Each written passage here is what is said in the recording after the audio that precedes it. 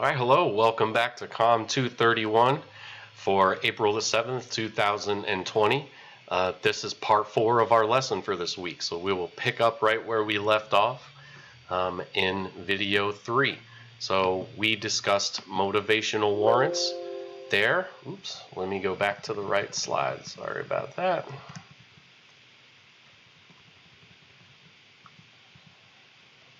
All right, so authoritative warrants. This appeals to the credibility the audience assigns to the source of evidence. And again, it makes use of ethos, which is appeal to the competence or the character of someone. And the success depends on how highly the audience regards that authoritative figure. And the credibility of these sources is important. So if you are the expert, then the warrant may reference yourself. All right, so substantive warrants rely on facts to justify an argument. So substantive substance, think about it like that. They operate based on the audience's beliefs about the evidence reliability, and they make use of logos, which is appealing to reason or to logic. So two common types are warrants by cause and warrants by analogy. Warrants by cause offer cause and effect relationship as proof of a claim, and they make relevant and accurate assertions about cause and effect. And warrants by analogy compare two similar cases and imply what is true in one case is going to be true in the other case. And so this is frequent in addressing claims of policy. All right, so here's a question for you if you'd like to respond to it in an email to me. Which type of warrant is represented in this statement? Natural disasters lower employment rates in affected areas.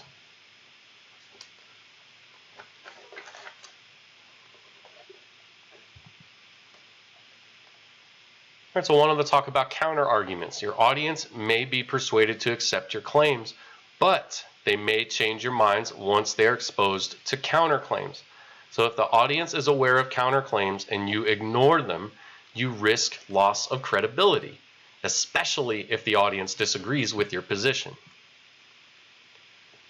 We have two types of messages. A one-sided message does not mention any opposing claims, and a two-sided message mentions opposing points of view and sometimes refutes them. And two-sided messages are often much more persuasive than one-sided messages. You want to avoid fallacies in your reasoning. Okay, so a logical fallacy is a false or erroneous statement or invalid or deceptive line of reasoning. Begging the question is an argument stated such that it's necessarily true even though no evidence is presented. Often contains circular thinking and often lacks evidence. Be thinking about politicians and where have you heard all of this before, because you've heard all of these things that we are discussing. Okay, an ad hominem argument targets the person instead of the issue in an attempt to incite the audience's dislike for that person. So an example from your book would be, I'm a better candidate than X because unlike X, I work for a living. Bandwagoning is presenting something as true because the general opinion supports it. So an example would be, Nikes are superior to other brands of shoes because everyone wears Nikes. The either-or fallacy is an argument stated in only two alternatives, though there may be many, many more alternatives. Okay, the red herring fallacy is an argument that introduces an irrelevant topic to divert attention from the issue at hand. And a hasty generalization is an argument that uses isolated instances as an unwarranted general conclusion. So, for example, you could say, my neighbor who works for Xmart is untrustworthy, therefore Xmart is not a trustworthy company. That's a pretty hasty generalization. That's a weak argument. All right, and finally a post hoc, which is basically saying after this or therefore because of this. A causal relationship suggested between two states or events due to the order occurred without considering other factors. It is also called a fallacy of false cause. So an example of this from your book is, the child was vaccinated in June and became ill the following week, clearly as a result of the vaccine.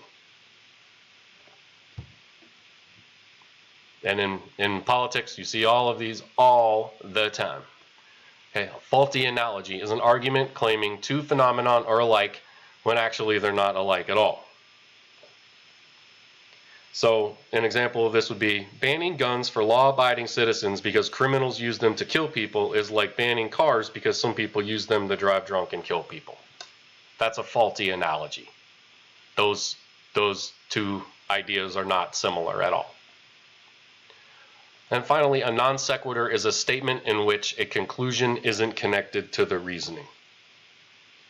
So you could say, because they live in the richest country in the world, they must be extremely wealthy. And if you're American and you've ever traveled abroad, you may have heard this or felt this way before, or you know what I mean. Slippery slope is an argument based on faulty assumptions that one case will necessarily lead to a series of events or actions. So, for example, you could say legalizing marijuana for medical use will lead to widespread recreational use of heroin. That would be a slippery slope argument. And finally, appeal to tradition is an argument basing acceptance on historical tradition. So the example from your book says, a marriage should be between a man and a woman because that is how it has always been.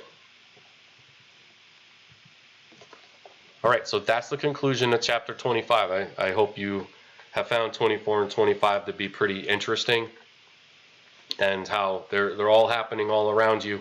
And now you can be armed with this knowledge and incorporate it, and then sometimes avoid putting it into your speech. All right, so now we're going to go into chapter 26, which is organizing your persuasive speech. All right, so your typical organizational patterns: problem solution, cause effect, Monroe's motivated sequence, comparative advantage, and refutation. Elements to keep in mind: message, audience, ding, ding, ding, audience, and the goal of your speech. So 3 critical factors to consider when choosing an organizational pattern are the nature of the claims. You're doing a fact, value, or policy, the audience's attitude toward the topic, and the response you want to elicit from your audience. All right, so here in this table, or this graph, excuse me, this is in your book in chapter 26. So you want to identify the nature of your claim. Is it fact, policy, value? Identify the audience's initial attitudes towards the claim, likely to agree, disagree, be neutral, and you identify the response you seek from the audience. Do you want a passive agreement, or do you want a change in behavior? Some claim types suggest a specific design, while other arguments may fit equally well in multiple pattern types. What response do you seek from your audience? How do you want your audience to react to your message? Monroe's motivated sequence is an effective pattern calling for the audience to act on the speaker's suggestions. Your target audience is the individuals within the broader audience who are most likely to be influenced in the direction the speaker seeks. There could be 4 types of audiences: hostile or strongly disagree, critical and conflicted, sympathetic or uninformed, less educated, or apathetic. In other words, don't care. So one of our arrangements is the problem solution pattern. This is common for persuasive speeches based on claims of policy. Your problem solution pattern of arrangement defines the problem and offers a solution to overcome the problem.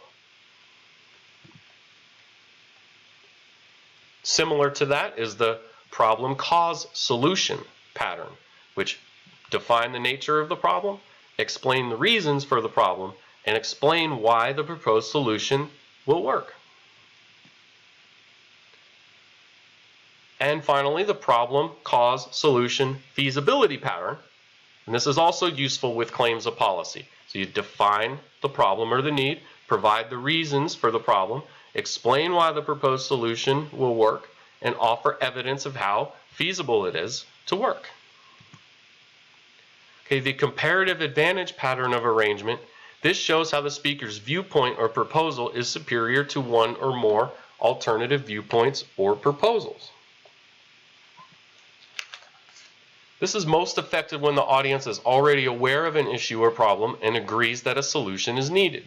And therefore, there would be no need to establish the issue's existence, and you can proceed directly to favorably comparing your position with alternatives. The refutation pattern of arrangement addresses each main point and refutes opposing claims to the speaker's position. This is often used by political candidates, and it may influence the audience members who disagree or are conflicted on their stance. And if you're going to do this, you must refute strong rather than weak objections to your claim to sway an audience.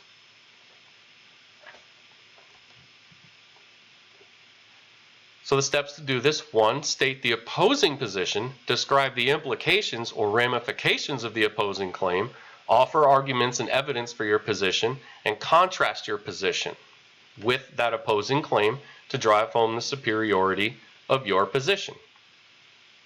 We've had debates about healthcare for many, many years in this country, and this is pretty much how they go about it. Monroe's motivated sequence. This is a 5-step process of persuasion developed by Alan Monroe. It's effective for persuading your audience to do something, reconsider their present way of thinking about something, and continue to believe as they do, but with greater commitment. But 1, you grab the audience's attention and you address their core concerns in order to make the speech relevant. 2, establish the need. Convince listeners of important need to satisfy or problem to solve. Satisfaction. 3, introduce the proposed solution. 4, visualization. Show listeners the anticipated outcome associated with your solution. And 5, most importantly, action. Make the request of listeners involving changing or strengthening present thinking or acting. All right, so question: what type of persuasive speech pattern disproves an opposing claim to your position? Please feel free to email me the answer to this.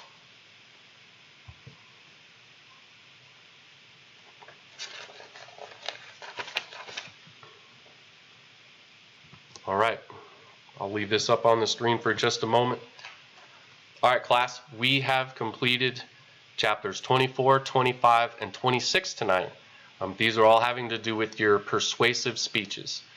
So while we have another minute here, I'd like to put this back on the screen, and this was in your email as well that you received with the links to these videos. Okay, please do check out chapter 4, listening, in your book as well. Okay? Listening is a underrated skill.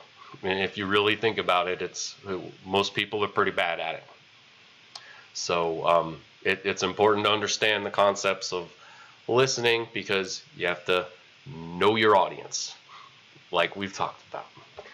All right, we discussed chapters 24, 25, and 26, all about persuasive speaking, particularly with chapter 26, organizing the persuasive speech.